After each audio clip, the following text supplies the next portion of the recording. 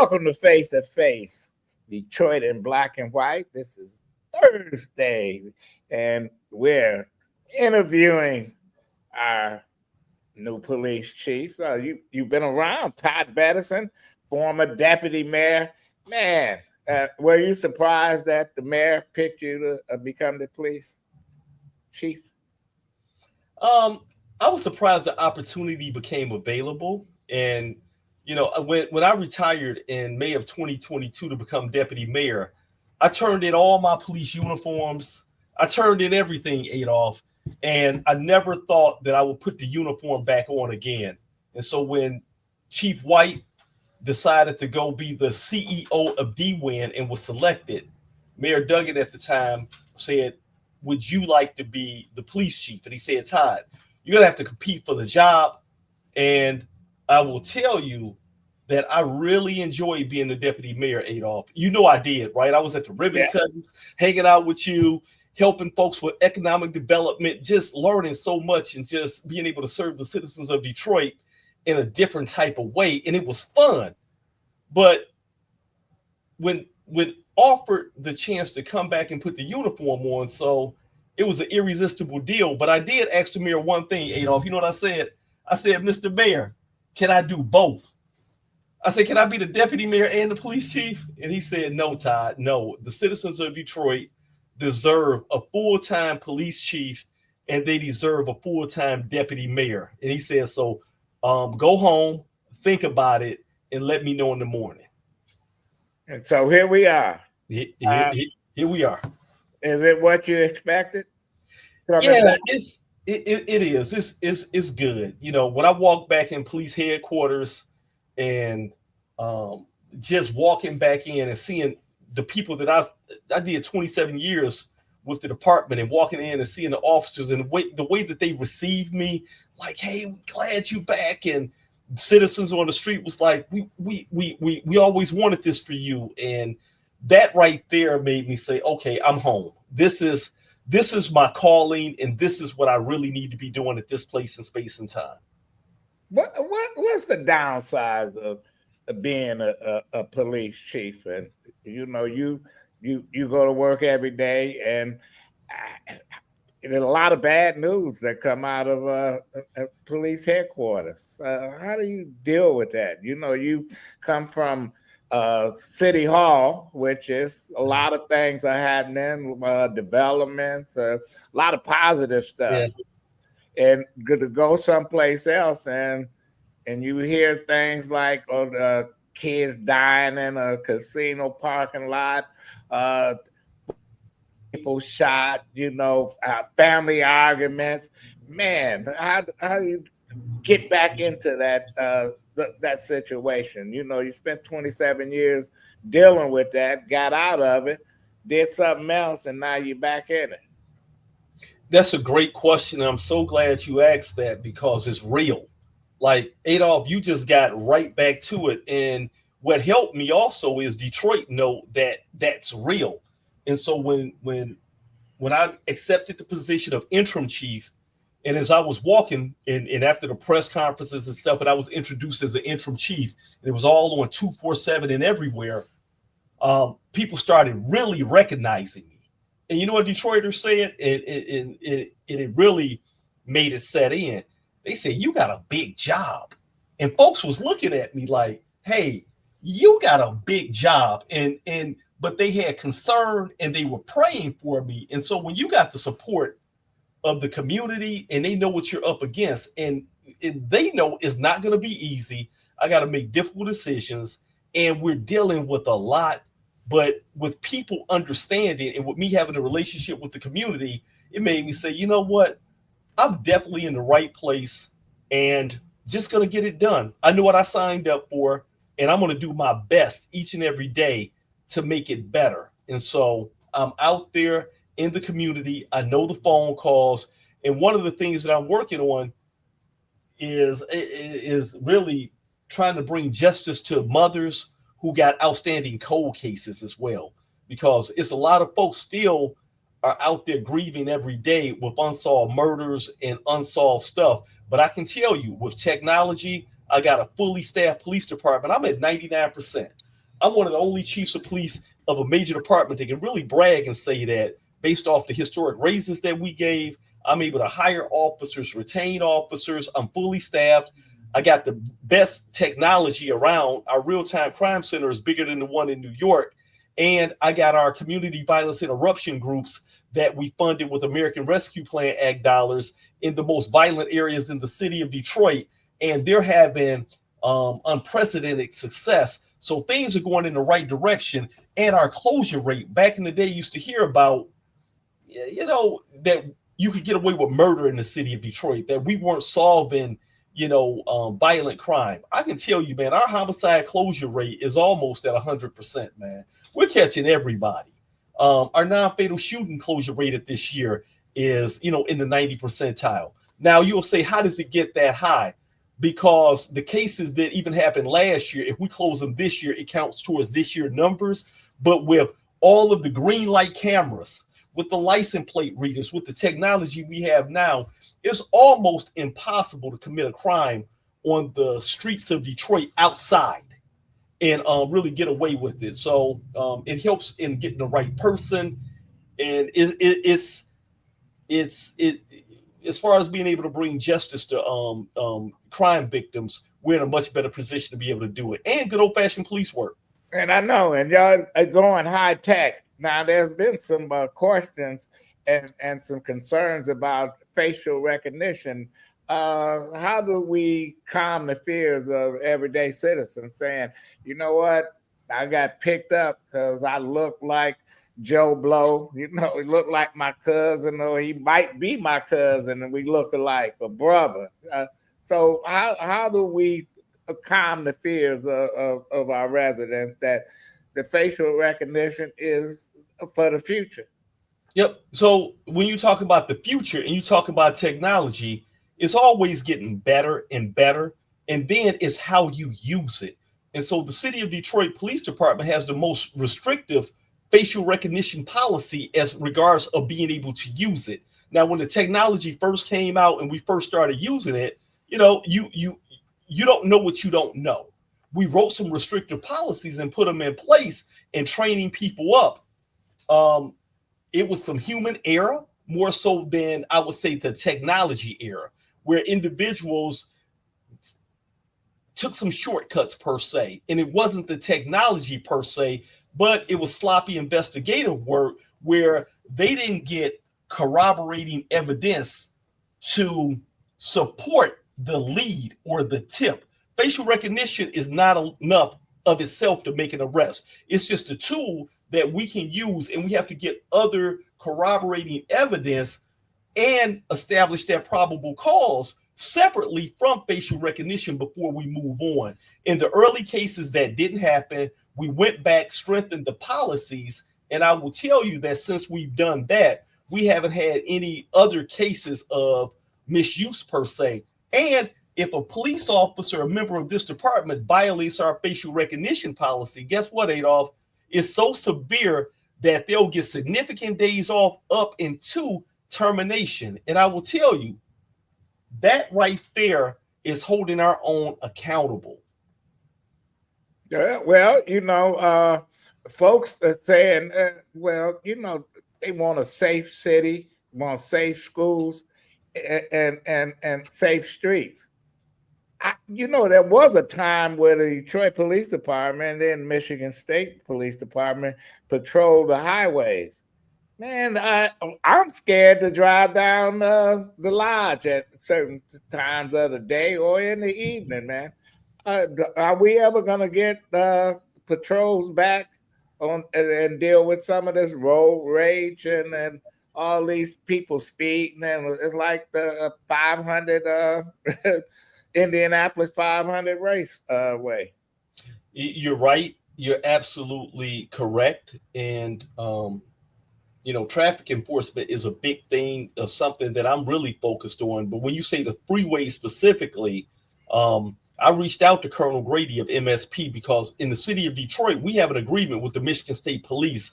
They patrol the freeways. And so if you have an accident on 94, 75, Bishop Freeway, or one of the freeways, if you call 911, you'll notice it's not a Detroit police vehicle or car that shows up. It's Michigan State police troopers. And I just wanted to put that out for educational purposes for the community. And so they're responsible for actually doing the traffic enforcement on there. Like I said, I reached out to Colonel Grady to ask for increased MSP. And then I'm going to have our traffic enforcement unit start to do some enforcement on the freeways and as well in conjunction with MSP. But accidents are the responsible of MSP. Traffic enforcement is the responsible of MSP. And then to your road rage and some of the shooting, let me talk about this because this is good. We recently, through the state legislature and the governor's office, was able to successfully get funding to put cameras on our freeways because we have so many green light cameras that's on the top side. It was a lot of individuals say, hey, we know if we, shoot somebody or commit a violent crime topside, then it's a high probability we'll be caught on camera. It was sources that were saying that individuals was waiting to catch you in traffic on the freeway to fire shots because they felt that was a blind spot. But not no longer, because we're putting up right now freeway cameras so that we'll be able to monitor that as well to reduce the incidence of those tragic road rage incidents where individuals are firing shots and wounding people on the freeways.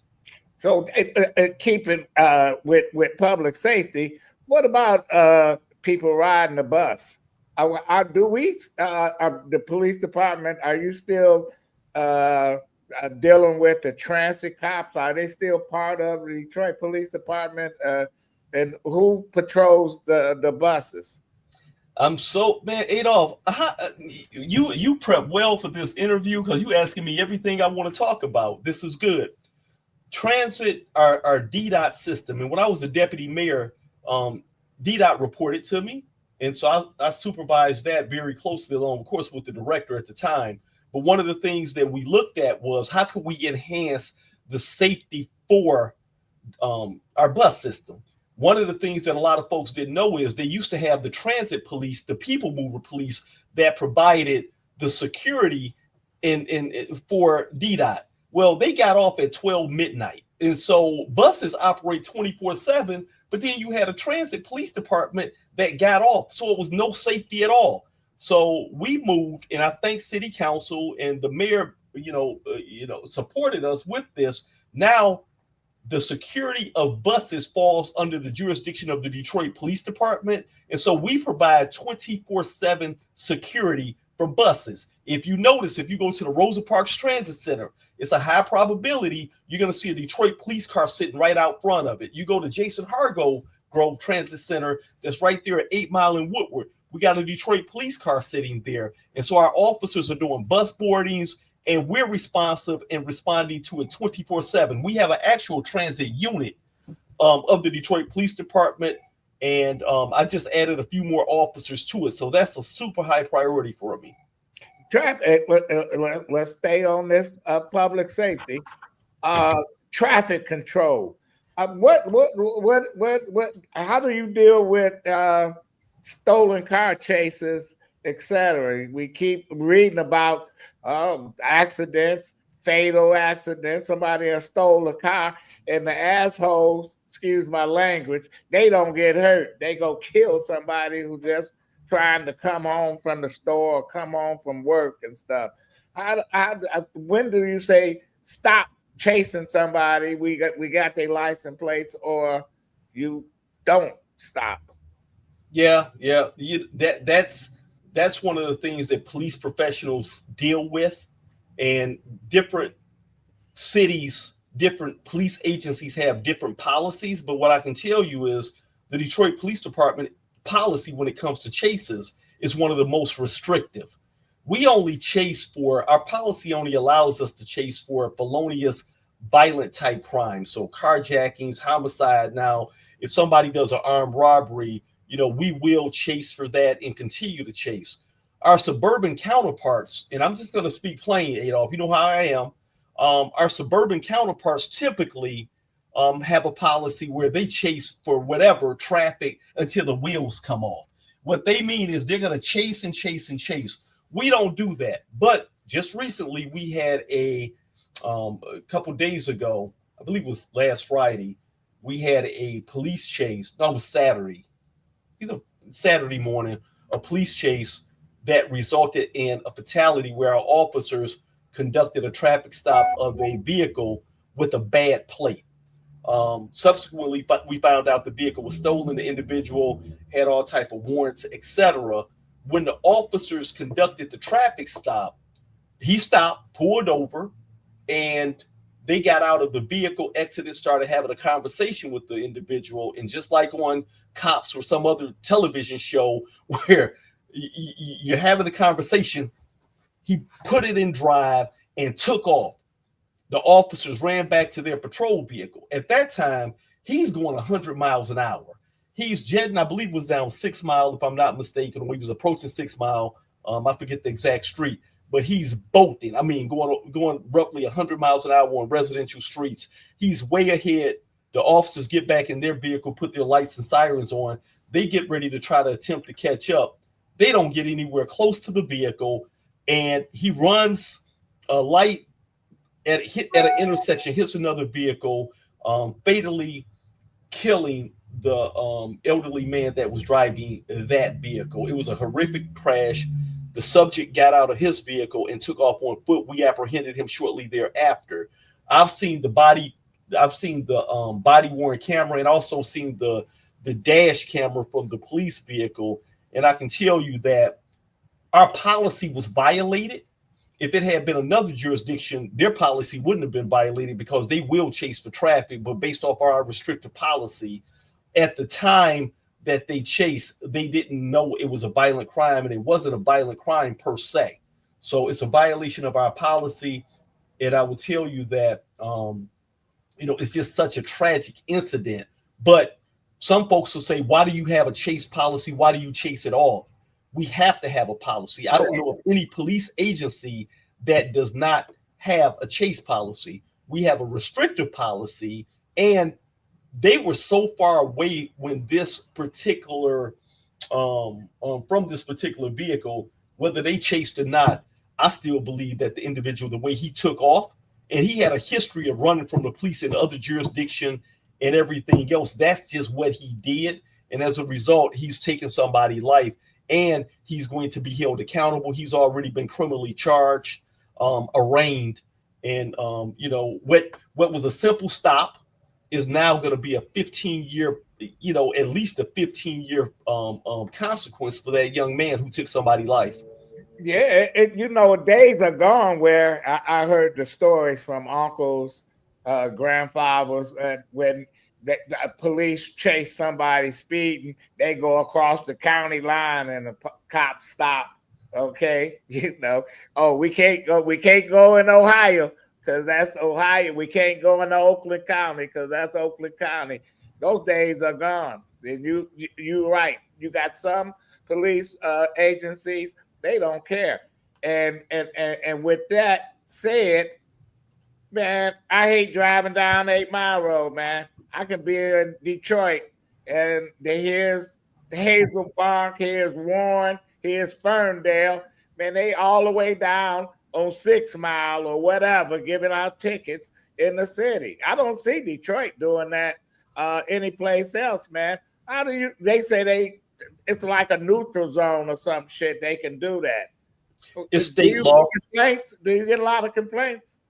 Yeah, it's state law. And so because 8 Mile is a common border, if we wanted to, in the city of Detroit, our traffic unit, we could do it, but we just don't. We have very restrictive policies, and that's policies that we put on ourselves to hold us accountable. I have enough to do rather than going to the city of Warren. I'm about protecting Detroiters, and I do have an issue and a problem. I really do have a problem with other police agencies that have less restrictive chase policies. And as they say, we chase till the wheels will come off for traffic offenses. I have an issue with them for a traffic offense chasing into our city, putting our residents in danger, and also putting our officers in danger, because when they come into our jurisdiction, we've seen on television where vehicles have crashed into houses. And when I'm looking and I see that it wasn't our agency. I see a car in a house, but I see a police agency from outside the city that did a chase, and it was for traffic. That puts our officers in danger who are just driving in scout cars, and it puts the overall citizenship in danger, in Detroit. So that's an issue, and I'll be having conversation with those jurisdictions, those chiefs, so that we can get to a happy medium to say, hey, it has to be some restraint. But that's a conversation that I'll be having with those chiefs of police. And I know many council members too, they're concerned about it as well. So I'm seeing more and more of that. And I'm just letting you know first, Adolph, that's a major problem for me. How do we get our young folks? It used to be a time when the police was in the schools, junior cadets and stuff. Tell us, do we still have those programs? Do we still have cadets and, young folks wanting to don the blue uniforms of the Detroit Police Department? Yes, we do, sir. Yes, we do. And that's why I'm glad you got me on the show so I can talk a little bit about it. Excellent question. We have junior police cadets. Matter of fact, this summer, I'll probably have about 700 of them working for us with internships with our junior policing cadet program through Grow Detroit Young Talent. And many of them do actually end up becoming police officers. We have police explorers as well. That's an all-year program. And I will tell you that our police explorers, we have actually them working in conjunction with some of our police officers. We're even using them to go into various liquor stores and gas stations and other places that sell tobacco products. They'll go in an undercover capacity, and folks have sold them tobacco products, and they're under 21, under 18, and as a result, I've had tickets written, and we've shut down some of those locations. But I put people on notice. I let the tobacco product gas stations and liquor stores know, like, hey, you get one offense to do it, we'll write you a ticket. The next time I'm getting with Conrad Mallett of the law department and Dave Bell of BC, and we're going to shut you down for a period of time where you got to go before the Department of Administrative Hearings for a show cause hearing. And so we're doing that because I just don't think it's right that folks are selling our children tobacco products, those vapes, and when they go to school after they bought it from the gas station across the street from the high school, then they're getting suspended. That's a big problem. Yeah. And what about your reserves? Is there still a reserve component of the Detroit Police Department? Absolutely, absolutely. And if you want to join, Adolph, I'll make you a reserve, man. You can come help. You can come help your boy out over here, man. I got a badge for you. Man, I got a uniform for you, man. I served my time in the Marine Corps. I was in the reserve, so listen. I almost became a Detroit police officer back when they was hiring the big time in the 70s. When that first wave came, I decided to do something else. But I respect the men and women of the blue, and I respect your leadership. Tell me what's new in the department since you took over. Oh man, what's new?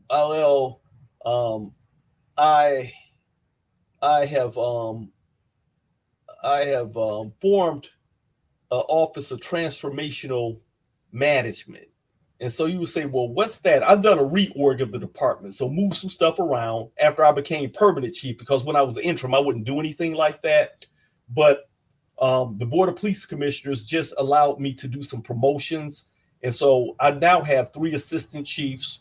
A lot of people love Deputy Chief Hayes. He's excellent out there. I elevated him to assistant chief.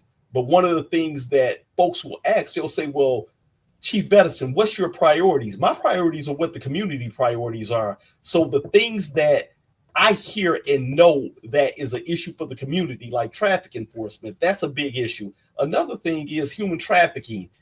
Our children, making sure that our babies are protected, that they're not being, coerced into things like that. And so our vice unit, I've added additional officers to the vice unit. Our narcotics unit it wasn't enough officers over there. So one of the things that you may start to see, or you may have already noticed, Adolph, is I'm doing more narcotics raids, man. I mean, I'm hitting the dope houses again, because they still selling dope in the city of Detroit, with the fentanyl and other stuff. And so I'm posted it like we used to do back in the day. Remember when Benny Napoleon was the chief of police, and back in the day when narcotics was hitting the doors. Little Miss Johnson, who lived next to a dope house and complaining about it, she need to know that we taking this stuff serious. And so you'll see the dope on the table as we display it on the table. You'll see the guns that we're getting out the house to keep individuals safe. You're going to see us having a better media campaign and let people know what we're doing, so that when we're doing traffic enforcement too, we're utilizing non-traditional media like you. I got to use your show more, get some of our little commercials, because I tell you, not a lot of people necessarily just follow us on our page to know. So I got to make sure I get on your constituents' algorithm so that they can see the good work that the department is doing. One of the things that's new, and I wanted to talk about too, Adolph, is I'm still pushing for public safety trust fund to get that across the table. So I was just in Lansing today. I just got back, and the House bill used to be 4605, 4606, but now the House bill is 4261, 4260, and it was $75 million that was in it, but the Republicans actually, with the public safety trust fund, added roughly another 30-something million dollars to it. So they've taken it from 75 million up to roughly 115, I believe. And we have bipartisan support. I testified today before the House committee, and it's coming out of committee, and it's going to go over to the House for a vote. But once it gets to the Senate, we still need to continue to push so that I can fund and continue funding our community violence intervention. We're going to take half of the money that the city of Detroit gets to invest it in community, because CVI, community violence intervention, with individuals like, or individual organizations like New Era Detroit, Force Detroit, Detroit Friends and Family, and other, there have been tremendous success in the most violent areas in reducing homicides and non-fatal shootings. And so this past year, we closed out with record numbers in reduction when it comes to homicide, the lowest level we had since 1965. We had 203 homicides last year. The year before that, we had 252. And the year before that, we had 309. And so we're continuously reducing the number of homicides. And I can tell you that it's going in the right direction. But without the continuation of sustainable funding, I'm going to run out of money at the end of the year, and I would have to lay off. I would have to, like, our community violence intervention groups wouldn't have the money to keep working out in the street with the wraparound services and to save lives.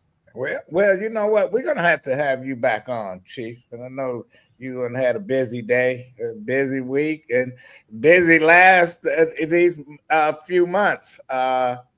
Yeah, you can come back anytime, and we still got that open invitation at the end of every month to come in and tell us what's been happening with our Detroit Police Department. Well, Adolph, thank you so much. I know when I was deputy mayor, you used to let me come on at least once a month. I became police chief. You stopped calling me. So I was like, man, what happened, man? I was like, you don't love me, so I put the blue back on. I was like, man, you know what, man? I know you got a tough job, man. I just can't. I could call you. You was a politician then. Yeah. Now you a public servant. You know, I just can't keep knocking the doors down. You got work to do. That's love. I thank you, sir. And thank you, Todd Bettison, Detroit Police Chief. He's the man. You know, we're going to be talking to him again in the near future. Police Chief Todd Bettison. This is Adolph Mongo, Face to Face. We'll be back with you next week with another special guest.